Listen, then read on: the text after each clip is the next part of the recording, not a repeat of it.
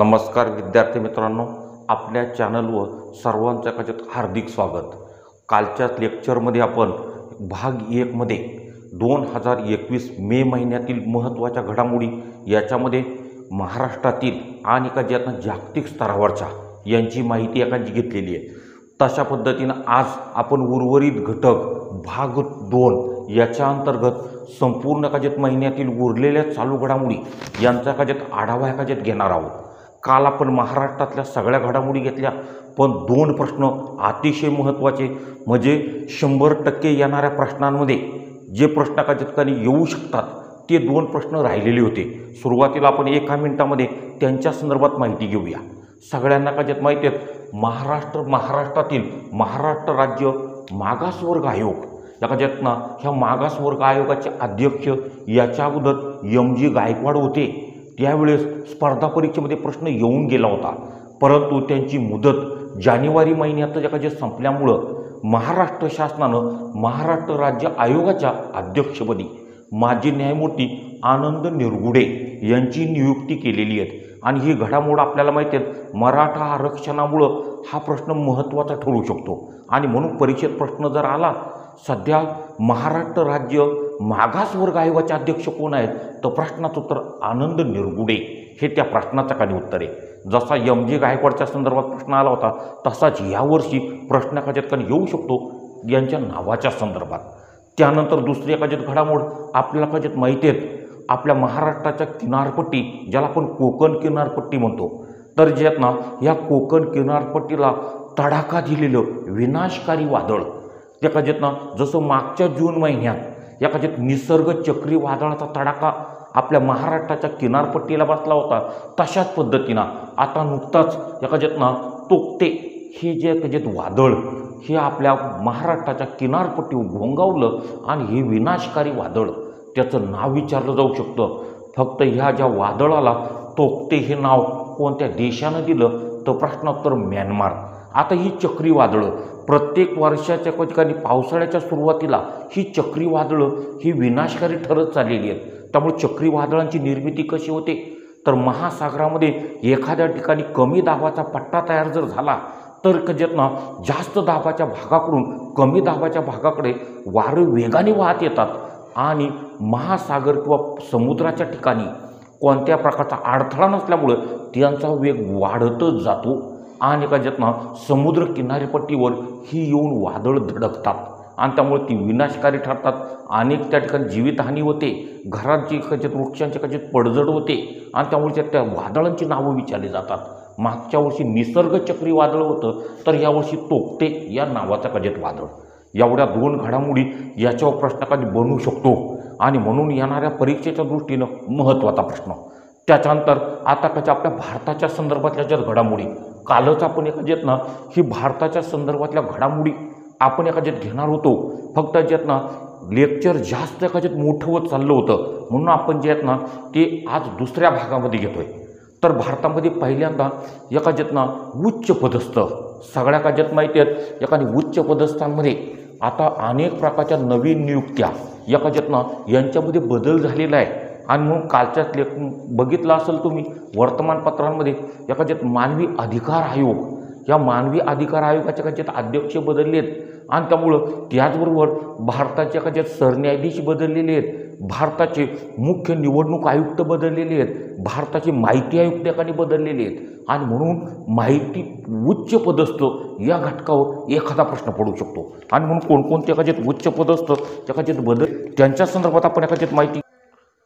तर केंद्रीय उच्च पदस्थांमध्ये आपण जर बघितलं, तर कालच घडामोडीमध्ये मानव अधिकार आयोग, तर भारतातील मानव जातीचं अधिकारांचं रक्षण करण्यासाठी मानव अधिकार आयोगाची जी स्थापना झालेली आहे, त्याच्या अध्यक्ष याच्या अगोदर HL दत्तू होते। त्याच्यानंतर आता अरुण कुमार मिश्रा हे भारताच्या मानवी अधिकार आयोगाच्या अध्यक्ष झालेले आहेत आणि म्हणून त्यांचं नाव परीक्षेत विचारलं जाऊ शकतं, महत्त्वाचं आहे। त्याच्यानंतर दुसरं मुख्य निवडणूक आयुक्त, ही सुद्धा 1-1.5 महिन्यातली घडामोड आहे। तर भारताच्या संदर्भात निवडणुका घेणं हे काम निवडणूक आयोगाचं आणि त्या निवडणूक आयोगाच्या निवडणूक आयोग एका ज्यात ना या आयोगाच्या कच्यात अध्यक्ष कच्यात खालीलपैकी कोण, तर सुशील चंद्रा. एका ज्यात ना नीट लाव लक्षात ठेवायचे आहेत, सध्या भारताच्या निवडणूक आयोगाचे मुख्य निवडणूक आयुक्त कोण आहेत, तर प्रश्नात्तर सुशील चंद्रा. त्यानंतर तिसरं एका ज्यात ना याला स्टारच मारायचे आहेत, CBIचे एका ज्यात प्रमुख. सगळ्या एका ज्यात माहिती आहेत भारताची एका ज्यात अंतर्गत गुप्तचर यंत्रणा ज्याला आपण CBI म्हणतो, सेंट्रल ब्युरो ऑफ इन्व्हेस्टिगेशन, याच्या अध्यक्षपदी कधी काळी आपल्या महाराष्ट्रात एका ठिकाणी अधिकार पदावर असणारे सुबोध कुमार जयस्वाल. एका ज्यात ना सुबोध कुमार जयस्वाल. नीट नाव लक्षात ठेवायचं आहे, सुबोध कुमार जयस्वाल. एका ज्यात ना हे सध्या CBIचे एकाने प्रमुख झालेत आणि म्हणून त्यांचं जे नाव परीक्षेच्या दृष्टी एका ज्यात महत्त्वाचं. जुनीच नियुक्ती आहेत पण खूप वेळा परीक्षेत विचारलेली आहेत. भारताची अवकाश संस्था ज्याला आपण इस्रो म्हणतो, इंडियन स्पेस रिसर्च ऑर्गनायझेशन, याचं मुख्यालय बंगळुरूला आहे, स्थापना 1969ला आहे. तर याच्या कच्यात अध्यक्ष खालीलपैकी कोण आहेत, तर प्रश्नात्तर कच्यात K-Sivan किंवा K-Sivan. व अनेक वेळा परीक्षेमध्ये प्रश्न आलेले आहेत. भारताचे रॉकेटमॅन या टोपण नावाने कोणाचा उल्लेख केला जातो, तर प्रश्नात्तर K-Sivan. आणि त्यामुळे येत ना श्रीधरन मेट्रोमॅन आहेत, missile man APJ Abdul Kalam आहेत, तर रॉकेटमॅन एका येत ना K-Sivan. आणि म्हणून ती नियुक्ती महत्त्वाची जुनी जरी असली तरी परीक्षेत विचारली जाऊ शकते. तर DRDOचे अध्यक्ष G. सतीश रेड्डी, ते एका ज्यात महत्त्वाचे. त्यानंतर एका ज्यात ना UPSC, एका ज्यात UPSC केंद्रीय लोकसेवा आयोग ज्याला का ज्यात म्हटलं जातं, तर केंद्रीय लोकसेवा आयोगाचे अध्यक्ष प्रदीप कुमार जोशी. एका ज्यात ना हे सध्याच्या कच्यात अध्यक्ष प्रदीप कुमार जोशी. आणि त्यामुळे जेत ना अनेक वेळा कच्यात परीक्षांमध्ये हाही प्रश्न येऊन गेलेले आहेत. सध्या UPSCचे अध्यक्ष कोण आहेत, तर प्रश्नात्मक कच्यात प्रदीप कुमार जोशी. त्याच्यानंतर माहिती आयुक्त, आत्ताच्या ज्यात ना मागच्या 2 वर्षापूर्वी प्रश्न कच्यात आलेला होता, त्यावेळेस ही माहिती आयुक्त. सगळ्या कच्यात माहिती आहेत भारतात माहितीचा काय अधिकार 2005 साली कच्यात झाला. त्याच्यानंतर भारताचे पहिले माहिती आयुक्त वजद हबीबुल्ला. तशाच पद्धतीनं आता सध्या भारताचे माहिती आयुक्त खालीलपैकी कोण आहेत, तर प्रश्नोत्तर यशवर्धन सिन्हा. हे सध्या भारताच्या कच्यात माहिती आयुक्त. नवीन नियुक्ती आहेत आणि म्हणून तोही प्रश्न कच्यात महत्त्वाचा. महान्यायवादी एका ज्यात ना किंवा त्याला आपण ॲटर्नी जनरल म्हणतो. सध्या भारताचे महान्यायवादी किंवा कच्यात ॲटर्नी जनरल कोण आहेत, तर कच्यात ना नवीन सेरीचा भाग KK वेणुगोपाल. कच्यात ना KK वेणुगोपाल हे एका ज्यात ना हे सध्या कच्यात ना एका महान्यायवादी जे कच्यात ना त्याला आपण ॲटर्नी जनरल म्हणतो. सध्या भारताचे कायदेविषयक एका जे सल्लागार त्या कच्यात ज्याला ॲटर्नी जनरल म्हणतात KK वेणुगोपाल, हे सध्या भारताचे एका ज्यात ना ॲटर्नी जनरल आहेत. तशाच पद्धतीनं नेहमी जमलिंग होते विद्यार्थ्याची एका ज्यात महान्यायवादी आणि महालेखापाल. तर महालेखापाल म्हणजे कंट्रोलर ऑडिटर जनरल किंवा ज्याला CAG म्हणतात. आणि म्हणून एका ज्यात ना महालेखापाल, एका ज्यात ना हे महानियंत्रक व महालेखापाल ज्याला आपण एका ज्यात CAG म्हणतो, कंट्रोलर अँड ऑडिटर जनरल. खालीलपैकी कोण आहेत, गिरीशचंद्र मुर्मू. एका ज्यात ना गिरीशचंद्र एका ज्यात मुर्मू. एका ज्यात ना हे सध्या भारताच्या एका ज्यात ना महालेखापाल. आणि शेवटी भारताची गुप्तचर यंत्रणा जी परीक्षेमध्ये खूप वेळा विचारलेली आहेत, ज्याला आपण NIA म्हणतो, एका ज्यात ना नॅशनल इन्व्हेस्टिगेशन एजन्सी. तर NIAचे एका ज्या सध्याच्या एका ज्यात प्रमुख कोण आहेत, तर प्रश्नाचं उत्तर YC मोदी. एका ज्यात ना YC मोदी. आणि म्हणून हे दोन्ही एका जे प्रश्न हे भारतातल्या एका ज्यात उच्च पदस्थ कोणताही तुम्हाला विचारला जाईल. आता ह्या नवीन नियुक्त्यांमध्ये या 3-4 नवीन नियुक्त्या जरी असल्या तरी आपण रिव्हाईज एकाने करत चालायचे आहेत. कोणताही प्रश्न तुम्हाला परीक्षेच्या दृष्टीनं विचारला जाऊ शकतो. अशा पद्धतीने हे सगळ्या कच्यात उच्च पदस्थ. त्याच्यानंतर मी कालच या कच्यातनं जो प्रश्न तुम्हाला सांगितला होता, येणाऱ्या भरती प्रक्रियेत एखादा तरी प्रश्न विचारला जाऊ शकतो, तो भाग जो कच्यातनं कोणत्याही वर्तमानपत्रामध्ये खूप वेळा त्याचा उल्लेख झाला आहे, पण अतिशय महत्त्वाच्या काजेत घडामोड आणि म्हणून एकाजेत ना भारत सरकारचं सेंट्रल व्हिस्टा काजेत का प्रोजेक्ट हा भारत सरकारचा सेंट्रल व्हिस्टा प्रोजेक्ट काय आहे तर हा सेंट्रल व्हिस्टा प्रोजेक्ट एक तरी एखादी प्रश्न एकाजेत बनणार आहे तर ज्यात ना सेंट्रल एकाजेत का व्हिस्टा काजेत ना हा जो एकाजेत ना प्रकल्प तर आपल्या काजेत माहिती आहे तर याच्या अंतर्गत एकाजेत ना इंग्रज राजवटीमध्ये भारताची राजधानी एकाजी दिल्ली इथं उभारण्यात आलेल्या अनेक ऐतिहासिक जगाच्यात वास्तू आहेत जसं एकाच्यात राष्ट्रपती भवन असेल भारताच्या एकाचे संसद म्हणजे लोकसभा राज्यसभा यांची एका जगाने प्रशासकीय कार्यालय त्याचबरोबर एकाच्यात मंत्रालयातील अनेक प्रकारच्या एकाच्यात बिल्डिंग यांचं नूतनीकरण एकाच्यात केलं जाणार आहे आणि म्हणून दिल्लीमधील इंडिया गेट तर एकाच्यात राष्ट्रपती भवन राजभवन इथपर्यंतचा संपूर्ण परिसराचं एकाच्यात चेहरा मोहरा बदलवला जाणार आहे यालाच एकाच्यात सेंट्रल व्हिस्टा एकाच्यातनं प्रोजेक्ट म्हटलं जातं आणि म्हणून येणाऱ्या परीक्षेत त्या घटकावर एखादी प्रश्न एकाच्यात बनवू शकतो आणि म्हणून भारताच्या संदर्भात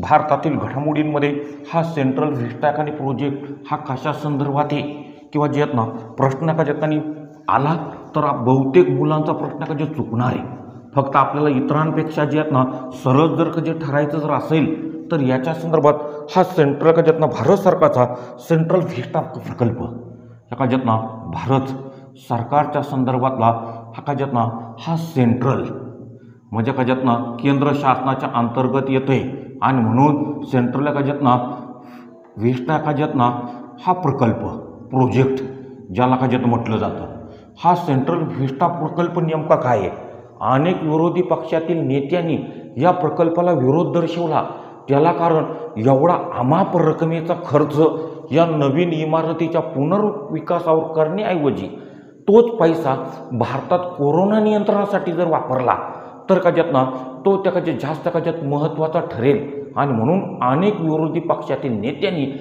या प्रकल्पाला काजेत विरोध दर्शवला किंवा तो थांबवण्याच्या काजेत सूचना केली आणि म्हणून हे प्रकरण चर्चेत आलेलं आहे तर आपल्याला माहिती आहे 2022मध्ये भारतीय स्वातंत्र्याला 75 वर्ष पूर्ण होत आहे आणि म्हणून या अमृत महोत्सवी वर्षामध्ये भारताची भव्य दिव्य एकाचे संसद भवन असावं त्याच्यासाठी डिसेंबर महिन्यामध्ये भारताचे पंतप्रधान नरेंद्र मोदी यांच्या हस्ते या प्रकल्पाचं भूमिपूजन झालं फक्त तो प्रकल्प चर्चेत आला एकाने आत्ता मे महिन्यात आणि म्हणून एकाच्यात महत्त्वाच्या घडामोडींमध्ये एकाने हा सेंट्रल प्रकल्प हा खालीलपैकी एकाच्यात पुढं उभारला जाणार आहे तर काजे दिल्ली शहरात भारताची राजधानी आपल्या काजेत माहिती दिल्ली एकाच्यात याच्यातील इंडिया गेट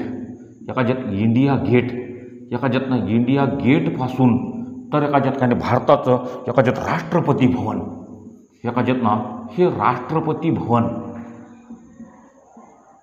राष्ट्रपती भवन याच्या दरम्यानचा 3 किलोमीटरचा जो आहे ना परिसरामध्ये जेवढ्या एकाच्यात ऐतिहासिक इमारती असेल किंवा एकाच्यात शासकीय एकाच्यात इमारती असणार आहे त्यांचा एखादी पुनर्विकास आणि याच्या अंतर्गत नवीन संसद भवनाची उभारली नवीन संसद भवन संसद भवन आपण ज्याला नवीन पार्लमेंट म्हणतो नवीन संसद भवनाची उभारणी केली जाणार आहे आणि म्हणून हा जो प्रकल्प कोणत्या नावाने ओळखला जातो त्यामुळं हा प्रकल्पाचं नाव विचारलं जाईल किंवा भारताच्या नवीन संसद भवनाची जी उभारणी केली जाणार आहे हा जो प्रकल्प कोणत्या नावाने ओळखला जातो तर त्याच्या संदर्भातला प्रश्न आपल्या माहिती आहे तर आपली भारताची एखादी पार्श्वभूमी तुम्ही जर बघितली तर भारताच्या संसद ही इंग्रजांनी उभारलेली आहेत ही संसद उभारली कोणी इंग्रजांनी कधी उभारलेली आहेत 1921मध्ये त्याला 100 वर्ष पूर्ण झालेली आहेत आता 1921मध्ये आणि त्यामुळं आता नुकतीच त्याला 100 वर्ष पूर्ण झाली ही संसद भवन ज्याला आपण लोकसभा संसद म्हणतो ती लोकसभा राज्यसभा यांची जी भवनं आहेत ही दिल्ली शहरात त्याचं जे जनक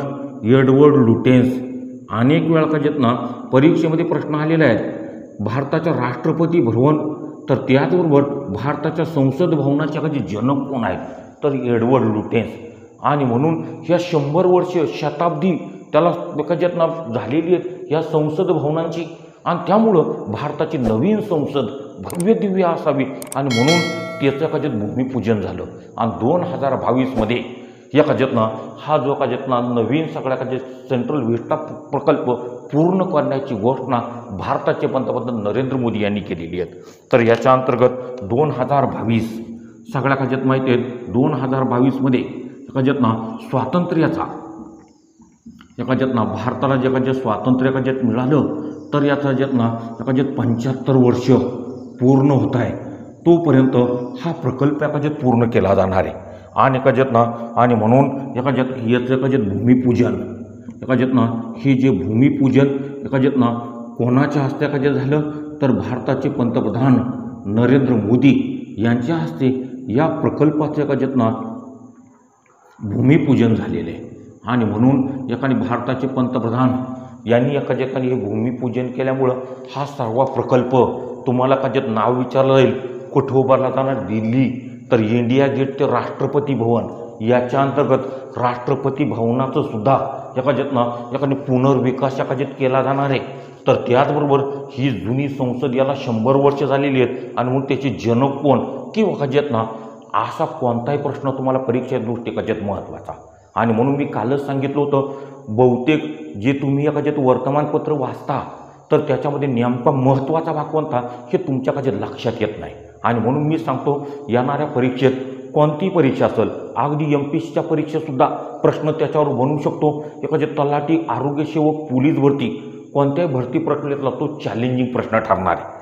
त्याच्यानंतर एक दुसरा प्रश्न मग आता एकाने आपण भारतातील घडामोडी एकाच्यात घेतोय तशाच पद्धतीनं एकाच्यात खालीलपैकी भारतातील कोणत्या राज्यानं एखादी कोरोना नियंत्रणाच्या संदर्भात एक जे कधीनं कोरोना वॉरियर्स ही योजना सुरू केली तर प्रश्नाचं उत्तर मध्य प्रदेश. कोरोना वॉरियर्स आपण एखादी कोरोना योद्धे ज्याला म्हणतो तर एखाद्यात कोरोना नियंत्रणाच्या संदर्भात सगळ्यात पुढे काम करणारे मग एखाद्यात आरोग्य कर्मचारी असेल एखाद्यात काही त्याचबरोबर ते पोलीस दल असेल या त्याचबरोबर इतर अतिमहत्त्वाचे सेवेतील व्यक्ती त्यांचा कोरोना नियंत्रणाच्या कालखंडात मृत्यू जर झाला तर त्यांच्या कुटुंबियांना एखाद्या राज्य शासनातर्फे 50 लाख रुपयाची मदत दिली जाणार आहे. ही योजना सुरू करणारं भारतातील राज्य कोणतं तर प्रश्नोत्तर मध्य प्रदेश. आणि म्हणून मध्य प्रदेशच्या संदर्भातला मध्य प्रदेश ही योजना एखादी सुरू एखाद्यात केली म्हणून तो एखादा प्रश्न कोरोना वॉरियर्सची योजना. आणि त्यामुळे ही कोरोना एखाद्यात वॉरियर एखाद्यातना ही योजना एका ठिकाणी सुरू करणारं भारतातील राज्य कोणतं तर एखाद्यातना या राज्याचं नाव एखाद्यात मध्य प्रदेश. आणि म्हणून अशा पद्धतीनं एखाद्यातना फक्त राज्याचं नाव विचारलं जाईल किंवा एखाद्यातना याच्यामध्ये एखाद्यातना या कोरोना एखाद्यात वॉरियर हे जे योद्धे आहेत एखाद्यातना हे योद्धे यांचा मृत्यू झाल्यास त्यांच्या एखाद्यात कुटुंबाला जे आहेत ना एखाद्यातना कुटुंब 50 लाख रुपये एखाद्यात ही जी मदत. आणि म्हणून त्याच्या संदर्भातली ही योजना कोरोनाच्या संकटामध्ये निस्सीम सेवेचं व्रत घेतलेली जी योद्धे आहेत एखाद्यातना त्यांच्यासाठीची ही योजना. आणि त्यामुळे ज्यातना तुम्हाला फक्त प्रश्न विचारला जाईल अशा पद्धती योजना सुरू करणारं भारतातील राज्य कोणतं तर प्रश्नाचं मध्य प्रदेश. आता मध्य प्रदेश नाव आलं का आपल्याला मध्य प्रदेशच्या संदर्भात लगेच एखादी प्रश्न बनतात. मध्य प्रदेशची राजधानी कोणती? मध्य प्रदेशची राजधानी भोपाळ. मध्य प्रदेशची एखाद्यात राजधानी म्हटल्याबरोबर एखाद्यात मध्य प्रदेशची एखाद्यात राजधानी एखादी भोपाळ एखाद्यात मध्य प्रदेशची एखाद्यात राजधानी आहेत. त्याचबरोबर मध्य प्रदेशच्या एखाद्यात राज्यपाल आपल्या एखाद्यात माहिती आहेत मध्य प्रदेशचं राज्यपाल पद एखाद्यातना बरेच दिवस एखाद्यात रिक्त असल्यामुळं एखाद्यातना त्या राज्याचा राज्यपाल शेजारच्या राज्याचे राज्यपाल एखाद्यात आनंदीबेन पटेल एखाद्यात ही आनंदीबेन पटेल ज्या गुजरातच्या एखाद्यातना माजी एखाद्यात मुख्यमंत्री आहेत आनंदीबेन पटेल. तर त्याचबरोबर एखादी मुख्यमंत्री खालीलपैकी कोण आहेत तर प्रश्न तो शिवराज सिंग शिवराज एकाजेत ना सिंह एकाजे चव्हाण, शिवराज सिंह एकाजे चव्हाण एकाजेत ना हे मध्य प्रदेशच्या एकाजेत मुख्यमंत्री. आणि म्हणून केवळ कोणताही प्रश्न जनरल नॉलेज चालू घडामोडीचा आला तर तेवढा पाठ नाही करायचा. लगेच आपल्या मनामध्ये मध्य प्रदेशच्या संदर्भात कोणकोणती आहेत, मध्य प्रदेशच्या संदर्भातल्या एकाजेत ना भोपाळ एकाजेत म्हटलं का भोपाळ वायू दुर्घटना, त्याचबरोबर सर्वात स्वच्छ शहरांच्या यादीमध्ये इंदोर हे जे ठिकाण असेल, तिथल्या एका ठिकाणी पर्वतीय प्रदेश असेल, राष्ट्रीय उद्यान असेल, भारतातील टायगर स्टेट किंवा वाघांच्या का जे सर्वात जास्त का जे संख्या, असा कोणताही प्रश्न तुम्हाला परीक्षेत जर आला तर चालू घडामोडीमुळं बरोबरच जनरल नॉलेज रिव्हाईज करत चालायचं आहे. आणि म्हणून तो एखादा प्रश्न ही योजना का जे सुरू एखादी ह्या राज्याने एकाजित केली. त्याचबरोबर दुसरं राज्य आयुष्यमान भारत, सगळ्या काज्यात माहिती आहेत एखादी आयुष्यमान भारत योजना, केंद्र शासनाची एखादी योजना जी आहेत ना आयुष्यमान बकाजित भारत योजना कशा संदर्भात, आरोग्य सुविधा. आणि त्यामुळं कोणतेही राज्य केंद्र शासनाची योजना जरी असली तरी कोणत्या प्रकारच्या ज्यात आरोग्याच्या सुविधा एका ठिकाणी निर्माण करून त्या लोकांना एखाद्यात पुरवणं, याच्या संदर्भातली भारताची ही आयुष्यमान एखादी योजना आहे. फक्त या आयुष्यमान योजना याची सर्वात प्रभावी अंमलबजावणी करणारं भारतातील पहिलं राज्य कोणतं तर पहिला क्रमांक हा कर्नाटकचा एखाद्यात आलेला आहे. आणि त्या ना आणि म्हणून एखाद्यात अंमलबजावणी करणारे एखाद्यात ना राज्य, तर प्रश्नाचं उत्तर जे आहेत ना एका ठिकाणी कर्नाटक. आणि त्यामुळे जे आहेत ना कर्नाटक हे जे राज्य मी आत्ता सांगितलं, कोणताही प्रश्न ज्यात राज्याच्या संदर्भात आला का सुरुवातीला एखादे 3 प्रश्न प्रत्येकाने एखाद्यात रिव्हाईज एखाद्यात केलेच पाहिजेत. तर ज्यात ना कर्नाटकची राजधानी कोणती, बेंगळुरू किंवा जे बेंगळूर ज्याला एखाद्यात म्हणतो आता बेंगळुरू एखादी ही जी राजधानी. त्याचबरोबर या राज्याचे राज्यपाल कोण आहेत तर विजूभाई वाला एखाद्यात ना हे राज्यपाल. आणि त्यामुळे जेत ना राज्यपाल कोण आहेत तर एखाद्यात विजूभाई वाला हे त्या प्रश्नाच्या एखाद्यात उत्तर असणार आहे. तर ज्यात ना कर्नाटकच्या एखाद्यात सध्याचे मुख्यमंत्री कोण आहेत तर कर्नाटक राज्याचे सध्याचे एखाद्यात मुख्यमंत्री एखाद्यात BS येदियुरप्पा एखाद्यात ना येदियुरप्पा. आणि त्यामुळे जेत ना हे कर्नाटकच्या एखाद्यात मुख्यमंत्री आहे. कर्नाटक राज्य एखाद्यात म्हटल्याबरोबर लगेच जनरल नॉलेजचे प्रश्न, कर्नाटक राज्याचं जुनं नाव काय, मैसूर.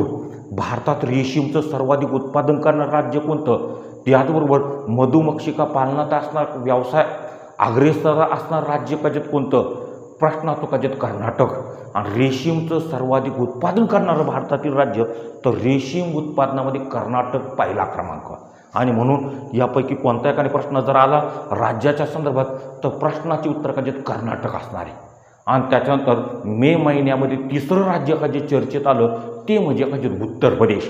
आता उत्तर प्रदेश हे राज्य कशामुळे चर्चेत आलेले आहेत तर उत्तर प्रदेश हे राज्य आपल्याला एखाद्यात माहिती आहेत भारतातील लोकसंख्येनं सर्वात मोठं राज्य, याचबरोबर एखाद्यात सर्वाधिक एखाद्यात लोकसभा राज्यसभा एखाद्यात ना याच्यामध्ये सर्वाधिक सदस्य हे उत्तर प्रदेशचे आहेत. आणि ह्याच उत्तर प्रदेशच्या संदर्भात उत्तर प्रदेशची राजधानी लखनौ. तर त्याचबरोबर उत्तर प्रदेश या राज्याचे सध्याच्या एखाद्यात मुख्यमंत्री योगी आदित्यनाथ योगी आदित्यनाथ हे एखाद्यात हे उत्तर प्रदेशच्या एखाद्यात मुख्यमंत्री आहेत. आणि त्यामुळे जेत ना योगी आदित्यनाथ एखाद्यात ना हे मुख्यमंत्री. आणि त्यामुळं हे राज्य चर्चेत आहेत. फक्त हे राज्य चर्चेत कशामुळं आलं तर आशिया खंडातील सर्वात मोठं विमानतळ ज्याला आपण एअरपोर्ट म्हणतो तो खालीलपैकी कोणत्या शहरात उभारला जाणार आहे तर प्रश्नोत्तर नोएडा. जसं आपल्या माहिती आहे जगातलं सर्वात मोठं क्रिकेट स्टेडियम मोटेरा स्टेडियम एखाद्यात अहमदाबाद गुजरातमध्ये, जगातला सगळ्यात उंच पुतळा स्टॅच्यू ऑफ युनिटी हा जो पुतळा हा गुजरात राज्यात ठिकाणी उभारला गेला सरदार वल्लभभाई पटेलांचा. त्याच्या मागच्या एखादी MPSCच्या परीक्षेत एखादी प्रश्न ठिकाणी आलेला होता. तर तलाट्याच्या भरती प्रक्रियेमध्ये एखाद्यात ना आनंद ही जी दूध उत्पादन संस्था परीक्षेत ठिकाणी विचारली होती. मग तशाच पद्धतीचा प्रश्न उत्तर प्रदेशच्या संदर्भात. आणि त्यामुळे ना आशिया खंडातील सर्वात मोठं विमानतळ जे उभारलं जाणार आहे अजून प्रस्तावित आहेत. आशिया खंडातील सर्वात मोठे विमानतळ, सर्वात एखाद्यात मोठे विमानतळ किंवा ज्याला आपण एअरपोर्ट ज्याला म्हणतो, हे विमानतळ कोणत्या शहरात उभारलं जाणार आहे? तर प्रश्न तर जे नोएडा, ह्या का ना हे नोएडा हे जे ठिकाण, हे नोएडा हे जे ठिकाण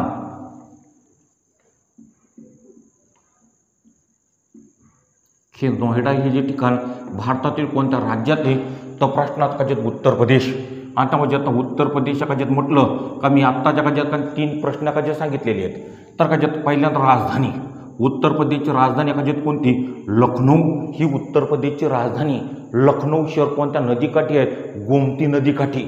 याचबरोबर या राज्याकाच्यात राज्यपाल तर जे आहेत ना उत्तर प्रदेश आणि मध्य प्रदेश या दोन्हीच्या राज्यपाल एकाच्यात एकच आहेत, एकाच्यात आनंदीबेन पटेल, एकाच्यात आनंदीबेन एकाच्यात पटेल, एकाच्यात ना ह्या जगाच्यात मुख्यमंत्री.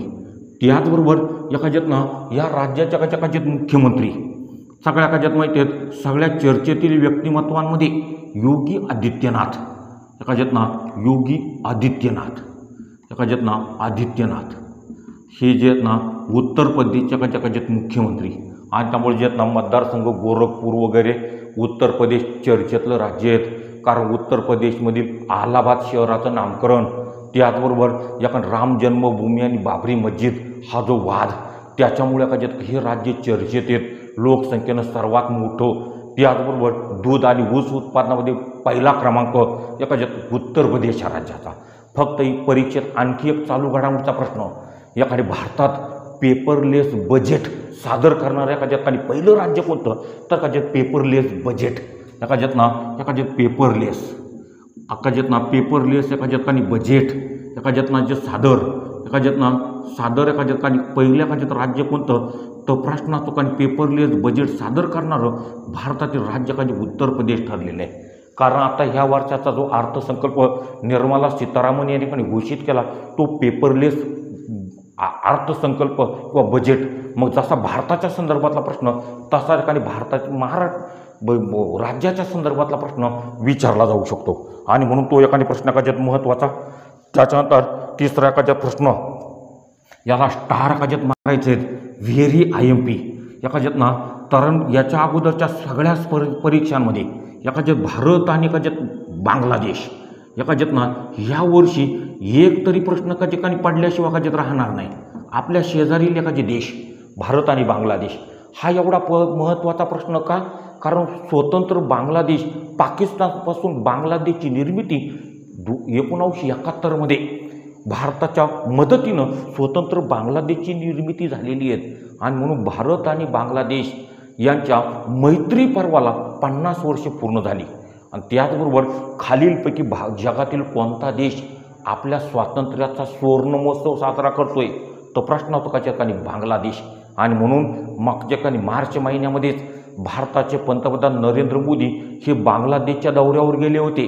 त्यांचा का ठिकाणी 50वा स्वातंत्र्य दिन. आणि या स्वातंत्र्य दिनी त्यांनी भाषण करताना 2020 सालचा तकाजतना महात्मा गांधी आंतरराष्ट्रीय पुरस्कार हा शेख मुजीब रहमान यांना एका जे घोषित प्रदान केला. आणि म्हणून या राजनीतिक संदर्भात एक तरी प्रश्न एकाच्यात बनू शकतो.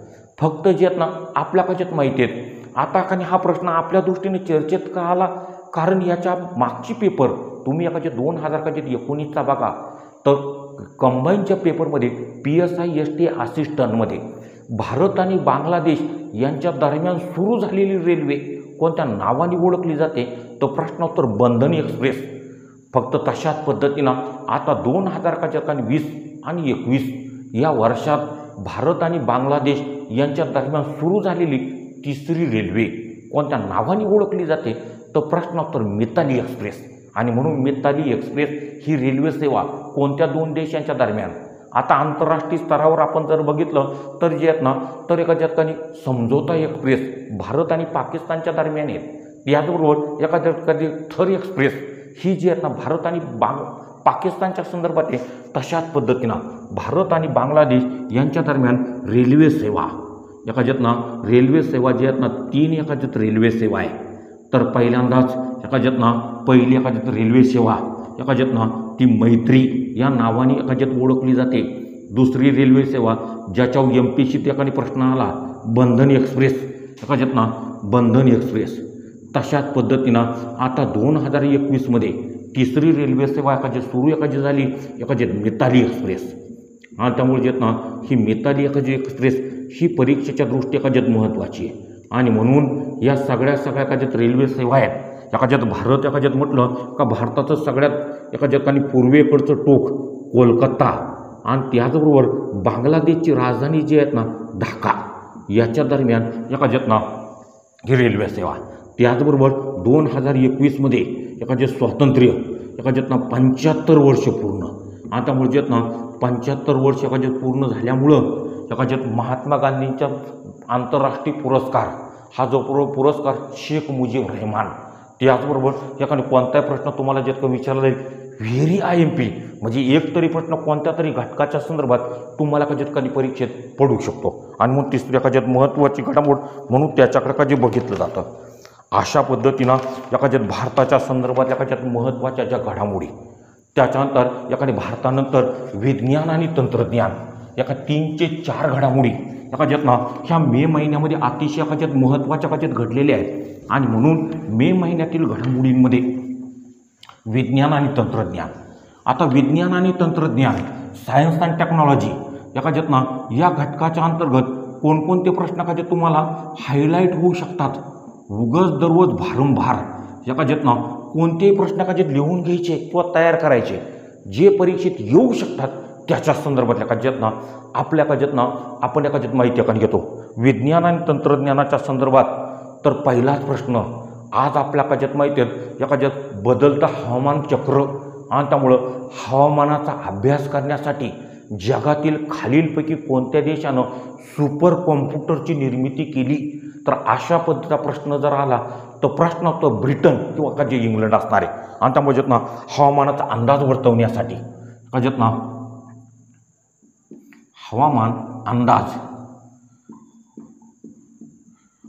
एखाद्यात काही वर्तवण्यासाठी एखाद्यात सुपर कॉम्प्युटर एखाद्यात ना ज्याला महासंगणक एखाद्यात म्हणतात हा सुपर कॉम्प्युटर एखाद्यात ना निर्मिती एखाद्यात ना हा देशाचं एखाद्यात नाव विचारलं जाऊ शकतं देश. तर प्रश्नाचं एखाद्यात ना एखाद्या ब्रिटन किंवा ज्याला आपण एखाद्यात इंग्लंड म्हणतो किंवा त्याचं तिसरं नाव एखाद्यात युनायटेड किंगडम. आणि म्हणून एखाद्यात ना युनायटेड किंगडम या देशानं जे आहेत ना ही घोषणा एखादी केलेली आहेत. पण जसं मी तुम्हाला काही भारतातील राज्य सांगितली ते राज्याचं नाव आलं का सगळे प्रश्न एखादी पुढं क्लिक झाले पाहिजेत.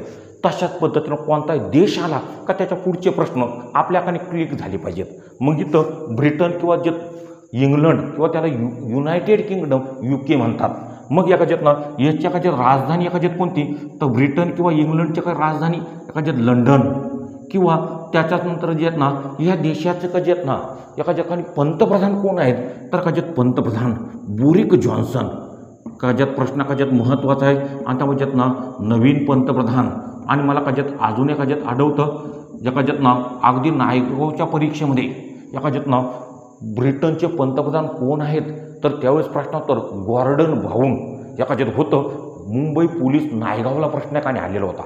तशाच पद्धतीनं ब्रिटन किंवा इंग्लंड एखाद्यात म्हटलं का सगळ्या एखाद्यात माहिती आहेत जगातली अलिखित राज्यघटना आणि संसदीय लोकशाहीची जननी या टोपण नावाने कोणत्या देशाला ओळखलं जातं तर प्रश्न तो एखाद्यात युनायटेड किंगडम किंवा एखाद्यात ब्रिटन. आणि त्यामध्ये अलिखित राज्यघटना किंवा अलिखित संविधान एखाद्यात ना असणारा एखाद्यात देश कोणता तर प्रश्न तो एखाद्यात ब्रिटन. तर त्याचबरोबर एखादी संसदीय एखाद्यात लोकशाही एखाद्यात ना लोकशाहीची लोकशाही एखाद्यात ना याचा उगम किंवा जननी या टोपण नावाने कोणत्या देशाचा कधी उल्लेख केला जातो तर प्रश्नात होता एखाद्यात ब्रिटन. आणि आता आपल्याला माहिती आहे इस्रायल नंतर कोरोना या विषाणूवर नियंत्रण प्रस्थापित करणारा जगातला दुसरा देश एखाद्यात कोणता तर प्रश्नात कधी ब्रिटन असणार आहे. इथं महासंगणक आला एखाद्यात ना. आणि म्हणून महासंगणक आपल्या एखाद्यात माहिती आहेत महासंगणकाच्या संदर्भात आता 2020मध्ये एखाद्यात ना शक्तिशाली महासंगणक एखाद्यात घोषित एखाद्यात केलेले होते. तर एखाद्या या यादीमध्ये आपण प्रश्न पूर्वी घेतलेला आहे फक्त तुम्हाला पुन्हा रिवाईज करण्यासाठी. एखाद्यात महासंगणक पहिला क्रमांक एखाद्यात ज्या महासंगणकाला मिळाला त्याचं नाव विचारलं जाऊ शकतं। जसं MPSCच्या राज्यसेवा परीक्षेत याच्यातनं त्यावेळेस 2018 सालचा सर्वात वेगवान महासंगणक समिट त्याचं नाव विचारलं होतं, तशाच पद्धतीने 2020 सालचा हा वेगवान एखादा संगणक एकाने फुगाकू हा कोणत्या देशाचा, तर प्रश्नाचं उत्तर जपान या देशाचा। तर त्याचबरोबर याच क्रमवारीमध्ये एखाद्यात आपला खाली भारताचा जो महासंगणक आहे हा 63व्या क्रमांकावर एखाद्यात क्रमांकावर ठरला। एखाद्यात त्या संगणकाचं नाव काय, तर प्रश्नाचं परमसिद्धी। आणि त्यामुळे हा परमसिद्धी हा संगणक म्हणजे तुम्हाला चालू घडामोडीच्या अंतर्गत महासंगणकाच्या संदर्भात प्रश्न जर आला तर आपल्या त्याचं काही उत्तर नोंदवता आलं पाहिजे।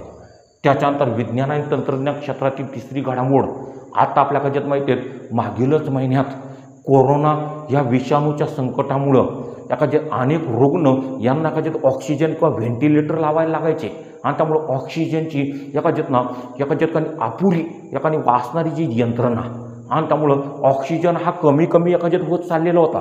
तर याच्या अंतर्गत हवेतील नायट्रोजनचं रूपांतर ऑक्सिजनमध्ये करण्यासाठी नवीन तंत्रज्ञान खालीलपैकी कोणी विकसित केलं, तर ते आपल्या महाराष्ट्रातीलच IIT बॉम्बे। आणि त्यामुळे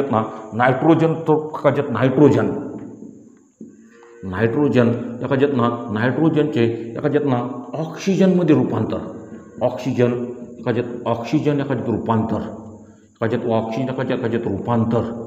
तर याच्या अंतर्गत प्रकल्प किंवा यंत्रणा उभारणारी संस्था कोणती, त्या संस्थेचं नाव जर विचारलं तर सगळ्या माहिती आहेत IIT बॉम्बे।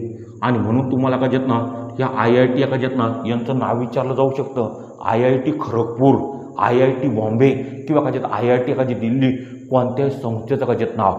तर प्रश्नाचं उत्तर नायट्रोजनचं ऑक्सिजनमध्ये रूपांतर करणारे हे तंत्रज्ञान हे खालीलपैकी कोणी शोधून काढलं, तर प्रश्नाचं उत्तर IIT बॉम्बे। आणि म्हणून विज्ञान आणि तंत्रज्ञानातली ही सगळ्यात महत्त्वाच्या घडामोड। त्याचबरोबर जनावरे यांना कोरोनाची लागण, ही जनावरं यांना कोरोनाची लस विकसित करणारा जगातला पहिला देश कोणता, तर प्राण्यांना सुद्धा कोरोनाची लागण होत चाललेली आहेत। आणि म्हणून कोरोनाच्या संदर्भात विविध प्रकारचे जे प्राणी आहेत यांना ही कोरोनाची लस विकसित करणारा पहिला देश रशिया ठरलेला आहे।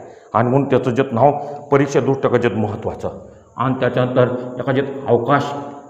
अवकाश स्थानक, अवकाशातील जे स्थानक अवकाशामध्ये जाणारे पर्यटक असेल त्या जे शास्त्रज्ञ असेल त्यांना राहण्यासाठीचं जे ठिकाण जे अवकाश स्थानक अवकाशामध्ये उभारलेले आहेत, तर त्या अवकाश स्थानकामधून चीनचं जे रॉकेट चीन या देशाचं अनियंत्रित रॉकेट हे रॉकेट कोसळले आणि त्यामुळे ही जे रॉकेट म्हणून तुम्हाला परीक्षेत प्रश्न कशा पद्धतीनं खालीलपैकी कोणत्या देशाचं अनियंत्रित रॉकेट अवकाश स्थानकावर कोसळलं त्या देशाचं नाव विचारलं जाऊ शकतं, तर त्या देशाचं नाव चीन। अगदी आपल्या भारताच्या जवळील अरबी समुद्रामध्ये किंवा हिंदी महासागरामध्ये लक्षद्वीप जवळ हे रॉकेट कोसळलं। आणि म्हणून भारताच्या संदर्भात काही काळ ही समस्या निर्माण झालेली होती आणि म्हणून फक्त देशाचं नाव विचारलं जाऊ शकतं। अशा पद्धतीनं विज्ञान आणि तंत्रज्ञान क्षेत्रात घडामोडी आणि शेवट पुरस्कार। आता ह्या महिन्यात दोन महत्त्वाचे पुरस्कार घोषित झालेले आहेत। एक जपान या देशाचा, जपान हा देश म्हटलं का आपल्या आशिया खंडातल्या महत्त्वाचा देश, ज्याला पूर्वेकडील देश म्हटलं जातं। आणि त्यामुळे जगाची उगवत्या सूर्याचा देश असं जपान। आणि जपान हा देश मागच्या वर्षी फुगाकू हा वेगवान संगणक याच्यामुळे चर्चेत होता। आता ह्या वर्षी ऑलिम्पिक क्रीडा स्पर्धा ज्या टोकियो या ठिकाणी थोड्याच दिवसात सुरू होणार आहे, ह्या ऑलिम्पिक स्पर्धेमुळं हा प्रश्न जपान हा देश चर्चेत असणार आहे। आणि म्हणून त्याच्या संदर्भातला जे आहेत ना जपान या देशाचा जपान हा काय आहेत ना एका पुरस्कार फक्त काय आहेत ना या महिन्यातल्या काय 2च पुरस्कार अतिशय महत्त्वाचे आहेत आणि त्या पुरस्कारामध्ये हे पुरस्कार 2021 म्हणजे 20 सालचे पुरस्कार 21 साली एका दिले जातात आणि त्यामुळे आहेत ना जपान या देशाचा जपान हा जो देश जपान या देशाचा सर्वात एका आहेत ना order of rising sun order of rising sun हा जो आहे ना जपान या देशाचा सगळ्यात महत्त्वाचा पुरस्कार आहे।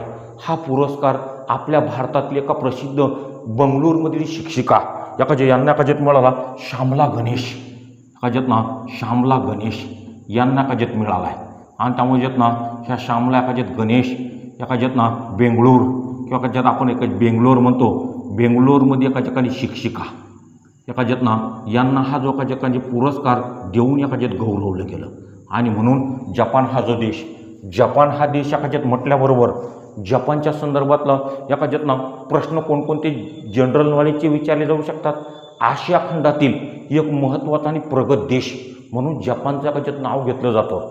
त्याचबरोबर दुसऱ्या महायुद्धामध्ये जपानच्या हिरोशिमा नागासाकी या शहरांवर अमेरिकेने जे अणुबॉम्ब टाकले एकाजत त्या शहरांची नावं आता ह्या वर्षी ऑलिम्पिक स्पर्धा जपान या देशाचं जुनं नाव काय तर प्रश्नोत्तर निप्पॉन जपानची संसद कोणत्या नावाने ओळखली जाते डाएट त्याचबरोबर जपानचं चलन कोणतं येन आणि काजत ना जपान या देशाचे नवीन पंतप्रधान योशिहिदे सुगा नीट नाव लक्षात ठेवायचे याच्या अगोदर शिझो ॲबे हे जपानच्या काजत पंतप्रधान होते आणि आता ज्यात योशिहिदे सुगा हे जपानचे नवीन एकाजत पंतप्रधान आहेत आणि म्हणून सगळे प्रश्न जे आहेत ना ऑलिम्पिक स्पर्धेपासून तर योशिहिदे सुगा एकाजत ना फुगाकूत महासंगणकापासून तर आत्ता काजत ना जगातल्या काजत महत्त्वाचा देश किंवा अर्थव्यवस्था सगळे प्रश्न का जपानच्या संदर्भात परीक्षेत महत्त्वाचे आणि त्याच्यानंतर दुसरा स्पेन या देशाचा एकाजत ना स्पेन या देशाचा सर्वोच्च पुरस्कार स्पेन हा जो एका जे देश आहेत युरोप खंडातील सर्वोच्च जो पुरस्कार 2021 खालीलपैकी एकाजत कोणाला काजत मिळाला तर हा जो एकाजत पुरस्कार आपल्या भारतातील प्रसिद्ध अर्थतज्ञ अमर्त्य सेन एकाजत ना अमर्त्य सेन यांना हा जो पुरस्कार एकाजत मिळालेला आहे आणि त्यामुळे ना अमर्त्य सेन 1998 अर्थशास्त्रातील नोबेल पुरस्कार आणि त्यामुळे अर्थशास्त्रातील नोबेल पुरस्कार मिळवणारे पहिले भारतातील अर्थतज्ञ कोण अमर्त्य सेन। अमर्त्य सेन गरिबीची भूक त्यांची एका जगप्रसिद्ध एका त्यांची पुस्तकं एका जे तलाट्याच्या भरती प्रक्रियेने विचारलेली होती त्यामुळे तेच अमर्त्य सेन यांच्या संदर्भातला हा जो पुरस्कार स्पेन या देशाचा महत्त्वाचा पुरस्कार। आणि शेवटी एका जे दिन विशेष आता ज्यात ना वर्षामध्ये एका जे 365 एका जे दिवस असतात फक्त याच्यातल्या का ज्यात ना आधी मे महिन्यातील महत्त्वाचे सगळे दिवस करण्याची गरज नाही। मी तुम्हाला सांगतो 100% जे 8 ते 10 सगळ्या महिन्यातल्या का जे दिन विषय का ज्यात महत्त्वाचे आणि त्यातल्या का ज्यात निम्मे तुमच्या तयारी आहेत 1 मे सगळ्या का ज्यात माहिती आहेत हा जो का ज्यात नाही जागतिक कामगार दिन एका ज्यात ना जागतिक एका ज्यात कामगार दिन हा 1 मे दिन का जे साजरा केला जातो एका ज्यात ना 1 मे हा जागतिक कामगार दिन। त्याचबरोबर स्थापना दिन एका ज्यात ना 1 मे हा 2 राज्यांचा का जे स्थापना दिन आहे एक महाराष्ट्र एका जे सगळ्यांना माहिती कालच आपण महाराष्ट्राचा वर्धापन एका ज्यात घेतला तर त्याचबरोबर गुजरात आणि त्यामुळे मला आजही आठवतं एका ज्या मुंबईच्या पोलीस भरतीत प्रश्न विचारला होता महाराष्ट्राबरोबर स्थापनेचा सुवर्ण महोत्सव साजरा करणारं भारतातील राज्य कोणतं गुजरात। आता प्रश्न ह्या वर्षी कसा बनवू शकतो महाराष्ट्राबरोबर आपला स्थापनेचा हिरक महोत्सव साजरा करणारं भारतातील राज्य कोणतं तर प्रश्न तोच महाराष्ट्र आणि गुजरात।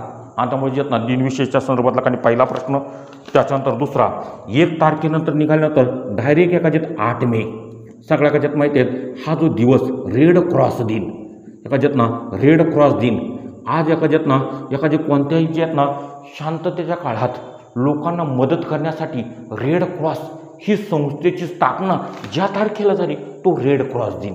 आणि त्यामुळे ज्यात ना रेड क्रॉस म्हणजे रेड म्हणजे लाल आणि क्रॉस म्हणजे एका ज्यात ना लाल अक्षरातलं एका जे चिन्ह याला का ज्यात ना आपण एका ज्यात अशा पद्धतीने एका ज्यात म्हणतो आणि त्या ज्यात ना हा रेड क्रॉस हे वैद्यकीय चिन्ह आणि म्हणून तशाच पद्धतीनं हा रेड क्रॉस दिन कधी साजरा केला जातो संघटनेची स्थापना म्हणून प्रश्नात होतं का ज्यात 8 मे.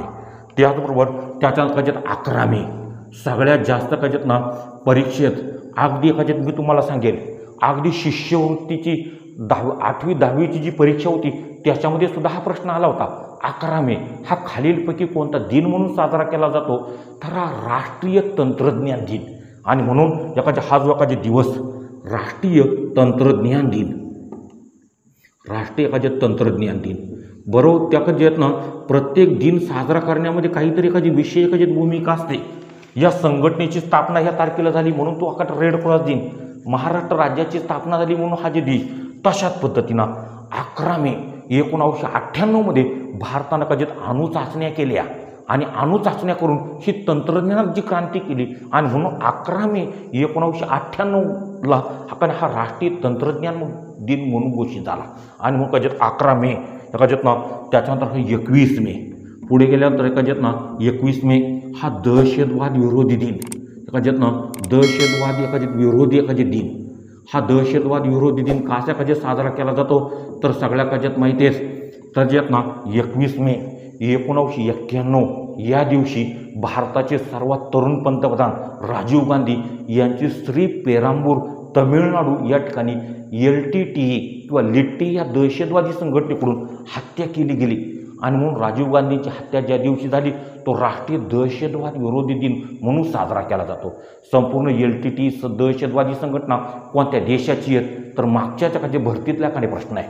आणि त्याच्यानंतर शेवटी 31 मे हा जो दिन आहे हा धूम्रपान निषेध दिन. धूम्रपान निषेध दिन. निषेध दिन. अशा पद्धतीनं एवढ्या चालू घडामोडी संपूर्ण महिन्याच्या आपल्या डोक्यात जर असेल तर याच्या बाहेर एखादी प्रश्न जाणार नाही. अशा पद्धतीनं एखादी हे लेक्चर तुम्हाला आवडलं तर चॅनलला सबस्क्राईब करा, या व्हिडिओला लाईक करा आणि आपल्या मित्रांना शेअर करायला विसरू नका. धन्यवाद.